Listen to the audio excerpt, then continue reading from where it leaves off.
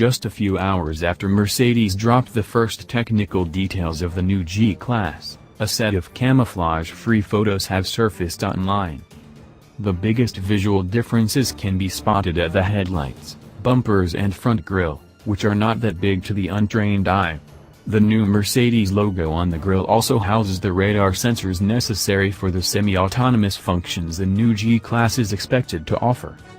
The new Mercedes G-Class will offer approach and departure angles of 31 degrees and 30 degrees as well as a maximum fording depth of 70 centimeters, 27.5 inches.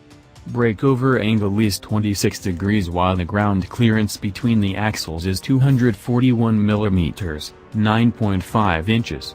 A new 9G-tronic 9-speed automatic transmission, paired with low-range, 3 lockable differentials and an all-new off-road-oriented G mode will also be present.